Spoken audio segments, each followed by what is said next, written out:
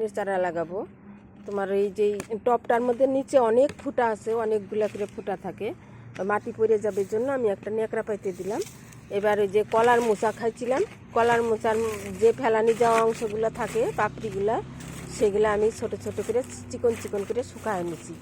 তারপরে এই যে এখানে পাতা পচা সার, তারপরে তোমার ডিমের খোসা, পেঁয়াজের খোসা, নিম খোল দিয়ে আমি একটা মাটি বানায় নিছি। এই মাটিটা আমি সবার নিচে দিব। তারপরে দিয়ে এই যে এখন আমি গাছটা বসায় দিব। এখানে অল্প নর্মাল মাটি দিব এবার, একটু মানে সার ছাড়া যে পুরানো টবের মাটি, ওগুলো অল্প দিব এখানে। দেওয়ার পরে এই যে আমি এই গাছটাকে বসাবো, এখানে গাছটাকে বসাবো।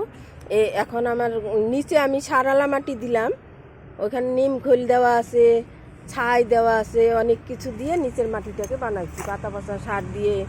ওইটা একটা গাছের ভালো খাবার, ওইটা আমি নিচে দিলাম। ওই গাছের ভালো খাবার, তাই গাছের শিকড়গুলা একদম খুব তাড়াতাড়ি নিচের দিকে চলে যাবে ওই খাবারটা খাওয়ার জন্য। আমি এই যে লাগাই দিয়ে জল দিয়ে দিব। এই গাছ এখানে 1 মাস পর্যন্ত থাকবে। 1 মাস পরে আমি সার মিলানো মাটিতে পরে লাগাই দেব। এইভাবে গাছ লাগালে শিকড়গুলা খুব ভালো হয়। আমি এর আগেও লাগাইছি।